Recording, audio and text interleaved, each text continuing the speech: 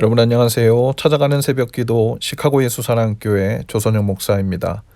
오늘도 변함없는 주님의 은혜와 평강이 저와 여러분의 삶의 종일 풍성하기를 기도합니다. 오늘 말씀은 사사기 13장 1절에서 5절까지 말씀입니다. 제가 읽어드리죠. 이스라엘 자손이 다시 주님께서 보시는 앞에서 악한 일을 저질렀다. 그래서 주님께서는 그들을 40년 동안 블레셋 사람들의 손에 넘겨주셨다.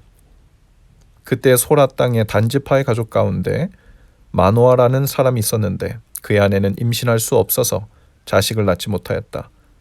주님의 천사가 그 여인에게 나타나 말하였다. 보아라, 내가 지금까지는 임신할 수 없어서 아이를 낳지 못하였으나 이제는 임신하여 아들을 낳게 될 것이다. 그러므로 이제부터 조심하여 포도주나 독한 술을 마시지 말아라.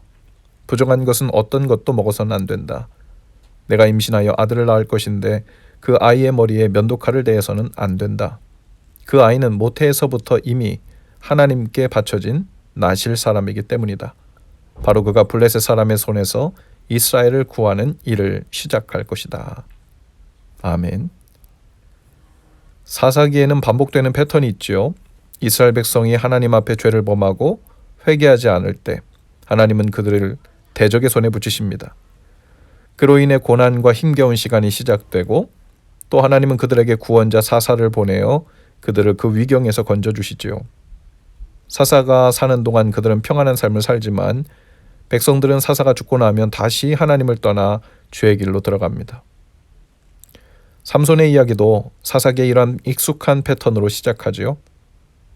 해안 평야에 기반을 두었던 블레셋 사람들은 끊임없이 그들의 영토를 이스라엘 산기슭까지 확장하려고 노력했습니다.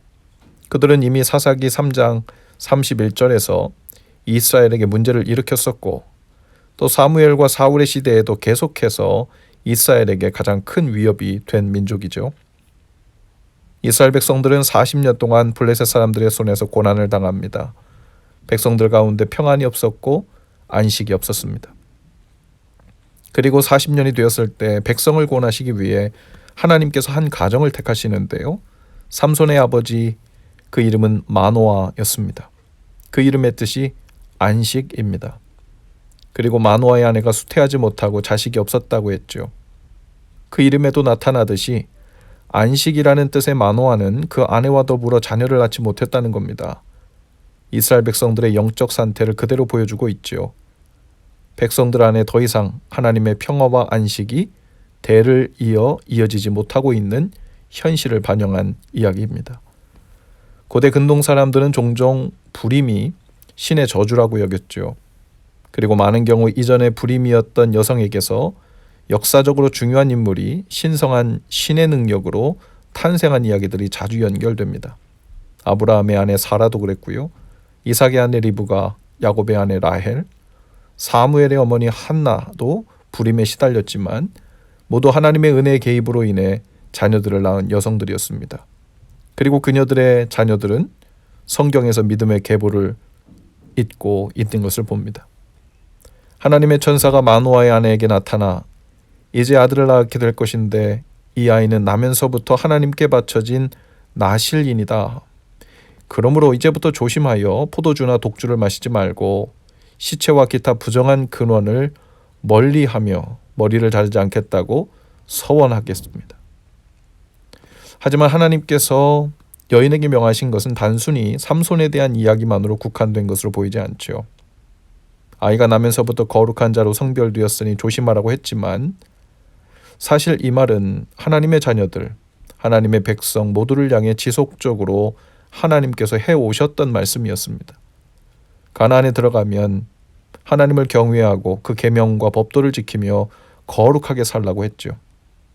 이스라엘은 하나님께서 구별하신 거룩한 백성이요. 그 백성 전체가 나실인으로 실은 구별되었던 겁니다. 하지만 그들은 거룩함을 훼손했고 범죄함으로 안식과 평안을 잃은 겁니다. 하나님은 안식이 없던 이스라엘의 소망의 아들로 삼손을 허락하시고는 온 이스라엘로 더불어 거룩을 회복하라고 명하신 것이죠. 그래서일까요? 하나님은 삼손에 대해 언급하시면서 그가 이스라엘을 구원할 것이다 라고 말씀하시지 않고 5절에서 이렇게 말씀하십니다. 그가 블레셋 사람의 손에서 이스라엘을 구하는 일을 시작할 것이다.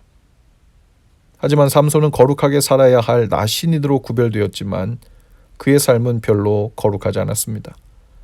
사사였지만 그의 사사로서의 20년 기간 동안 큰 변화는 없었고 그가 죽은 후에도 여전히 블레셋으로부터 고통은 당분간 이어집니다. 여러분, 우연일까요? 우리 믿는 자들을 가리켜 성도라고 하지요. 한자로 성도는 거룩할 성, 무리 도자를 씁니다. 하나님의 영광을 위해 거룩하게 구별된 사람들이란 뜻이죠. 즉 우리 그리스도인들은 모두 나실인들입니다. 하나님의 영광을 위해 구별된 삶을 살도록 부름받은 사람들, 즉 거룩한 사람들이죠. 하나님을 위해 구별된 삶을 놓치면 당연히 우리의 삶엔 안식이 없습니다. 평안을 잃습니다. 대적의 손에 넘어갑니다. 당장 땅을 잃고 재산을 잃고 해야 대적의 손에 넘어간 것이 아닙니다. 돈이 있어도, 건강이 있어도, 땅에서 명성이 있어도 살 이유가 없고 거룩함을 놓친 채 생명만 이어가고 있는 삶이 바로 안식을 잃은 삶이죠. 안식과 평안을 잉태하지 못하는 삶입니다. 삼손은 하나님으로부터 엄청난 은사를 받았습니다. 무시무시한 힘을 받았어요.